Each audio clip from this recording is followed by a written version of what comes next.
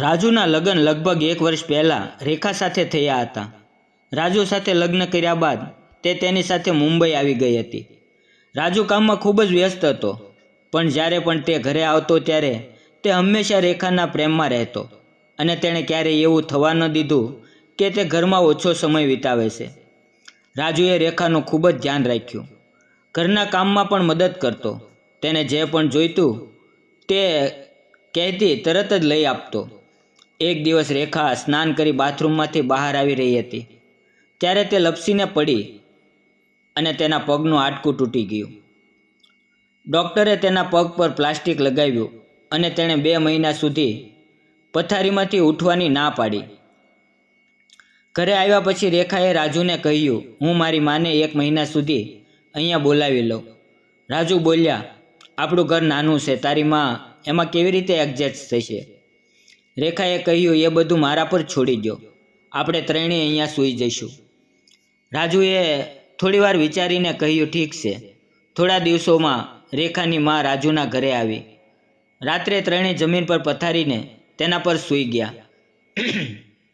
એક તરફ રેખાની માં, વચ્ચે રેખા અને બીજી બાજુ રાજુ. આ રીતે ત્રણેય એડજસ્ટ થયા. બીજે દિવસથી રેખાની માએ ઘરનું તમામ કામ સંભાળી લીધું. રાજુની સાસુને એક વિચિત્ર રૂપ હતું. રેખા તેને જોઈને કોઈ એમ ન કહે કે તે મા દીકરી છે, પણ એવું લાગતું હતું કે તે બંને બહેનો છે. રેખાની માં રેખાથી પણ ખૂબ જ સુંદર હતી. રાતનો સમય હતો, ત્રણેય સૂઈ રહ્યા હતા. રેખાને બાથરૂમ જવું હતું. તેની માએ તેને ટેકો આપ્યો અને તે બાથરૂમમાં લઈ ગઈ અને પાછી આવીને રેખાની આવવાની રાહ જોતા પલંગ પર સૂઈ ગઈ. રાજુ ઊંઘમાં પડખું ફેર્યો તો રાજુનો હાથ તેની સાસુને અડી ગયો. રાજુ તેને રેખા સમજીને તેને બધ ભરી ગયો.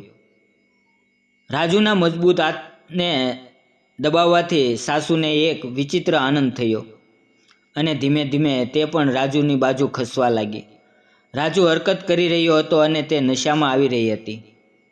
તેણે પણ રાજુને તેના બથમાં લીધો ત્યારે રાજુની ઊંઘ ખુલી ગઈ. તો તેની સાસુને તેના હાથમાં જોઈને તે થોડો શરમાયો. તો પણ તેણે તેનું કામ ચાલુ રાખ્યું. બંને એકબીજામાં મગ્ન હતા. ત્યારે રેખાએ અવાજ કર્યો, મમ્મી, મને ટેકો આપો. રેખાનો અવાજ સાંભળીને તે બંને એકબીજાથી અલગ થઈ ગયા અને તે બંનેની સળગતી આગ અટકી ગઈ. તે રાત્રે બરાબર સૂઈ શકી નહીં. સાસુ એક જુવાન મહિલા હતી. વૃદ્ધ પતિ આંખ ઠંડી કરી શકતો નહોતો, કારણ કે જ્યારે તેની યુવાની જોરમાં હતી ત્યારે પતિ થોડો ઉંમરમાં થઈ ગયો હતો. બીજે દિવસે જ્યારે તે સવારે ઉઠી ત્યારે તેણે રાજુને ત્રાંસી આંખોથી જોયો, જે તેની આંખો ચોરી કરીને તેની સામે જોતો હતો. તે રાજુને નાસ્તો ખૂબ જ પ્રેમ સાથે આપી રહી હતી. બંનેની આંખો એકબીજા માટે વાતો કરી રહી હતી અને બંને મળવાની તક શોધી રહ્યા હતા. જ્યારે રહેવાયું નહીં ત્યારે તેણે રાજુને કહ્યું, હું તારા વિના નહીં રહી શકું. હું કોઈ પણ કિંમતે તમારો પ્રેમ ઈચ્છું છું. હું તે માટે કંઈ પણ કરવા તૈયાર છું. રાજુએ કહ્યું, ઠીક છે, હું આજે ઊંઘની ગોળી લાવીશ. તમે રેખાના દૂધમાં તેને ભેળવી દેજો. જ્યારે તે સૂઈ જાય ત્યારે આપણે એક થઈ જઈશું. તેણે રાત્રે દૂધમાં સૂવાની ગોળી મૂકી અને રેખાને તે દૂધ આપ્યું. જ્યારે રેખા સૂઈ ગઈ ત્યારે સમય ગુમાવ્યા વિના રાજુ પાસે આવી. આજે તેણીએ દરેક હદ પાર કરવાનો ઈરાદો રાખ્યો હતો. તેણે રાજુના દરેક ભાગને લાલ કરી નાખ્યો. રાજુ એટલો ગાંડો થઈ ગયો કે તે સાસુ અને જમાઈના સંબંધને પણ ભૂલી ગયો. મિત્રો, બંને એકબીજાના એટલા દીવાના થઈ ગયા હતા કે જ્યારે પણ સમય મળે ત્યારે સાથે તે મળી જતા હતા. એવું કહેવાય છે કે ખોટું કામ કરવામાં તમે ગમે તેટલી સાવધાની રાખો, એક યા બીજે દિવસે એ ખોટી વાત સામે આવી જ જાય છે. સાસુ અને રાજુ સાથે પણ કંઈક આવું જ થયું. રેખાનો પગ હવે ઠીક થઈ ગયો હતો. તેને ચાલવામાં કોઈ તકલીફ નહોતી. તેની માએ ત્યાં 4 મહિના વિતાવ્યા હતા. હવે તેને ત્યાંથી જવાનું મન થતું નહોતું. એક દિવસ રેખાએ પૂછ્યું, મમ્મી, હું તમારી ટિકિટ લઈ લઉં? તારો ક્યારે જવાનો ઈરાદો છે? ઘરે પપ્પા પણ એકલા છે. તેની માએ કહ્યું, શું તું મને તમારા ઘરમાંથી ભગાડવા માંગે છે? જ્યાં સુધી તું બિલકુલ સાજી ન થઈ જા ત્યાં સુધી હું તને છોડીશ નહીં. રેખાએ કહ્યું, હું હવે ઠીક છું, હું ચાલી પણ શકું છું. આના પર તેની માએ કહ્યું, ઠીક છે, પણ તે રાજુને છોડવા માંગતી નહોતી. આ 4 મહિનામાં રાજુએ તેને જે આનંદ આપ્યો હતો તે તેને ગુમાવવા માંગતી નહોતી. રાજુએ તેને તેના પ્રેમથી કોતરીને તેને નવી સુગંધથી ભરી દીધી હતી. આજે તે તેના માટે જમાઈ રાજુ માટે એટલી પાગલ થઈ ગઈ હતી કે જે કોઈ પણ તેને તેનાથી દૂર રાખવાનો પ્રયત્ન કરે તેને તે પોતાની સૌથી મોટો દુશ્મન માનવા લાગી. રાજુ પણ તેની સાસુ માટે એટલો ગાંડો થઈ ગયો હતો કે હવે તેને તેની પત્ની પ્રત્યે કોઈ પણ લગાવ નહોતો. તે તેની સાસુ માટે પાગલ હતો. સાંજ પડી ગઈ હતી. ધીમો ધીમો વરસાદ વરસી રહ્યો હતો. રાજુ ભીંજાઈ ગયો હતો. આજે તે કામ પરથી વહેલો ઘરે આવ્યો હતો.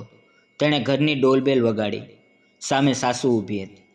તેના વાવ વિખરાયેલા હતા. તેણે રાજુ તરફ હસતો ચહેરો ફેરવ્યો કે તરત જ રાજુ પાગલની જેમ તેને જોઈ રહ્યો અને બોલ્યો, વાહ, શું નજારો છે, જાણે વાદળમાંથી ચંદ્ર ફૂટી ગયો હોય.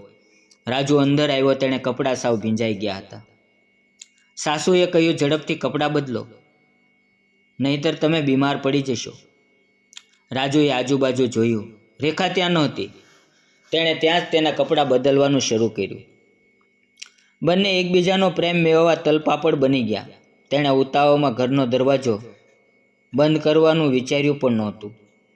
બંને એકબીજાના પ્રેમમાં એટલા બધા મશગુલ હતા કે તેઓને કંઈ પણ ભાન નહોતું.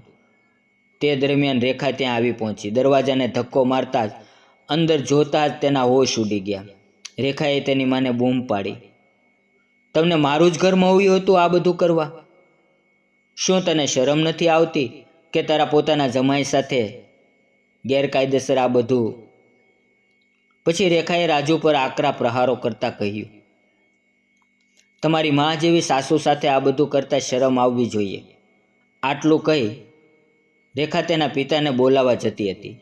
ત્યાં તેની માએ નજીકમાં રાખેલા વાસણ વડે રેખાના માથા પર માર મારતા તે નીચે પડી ગઈ.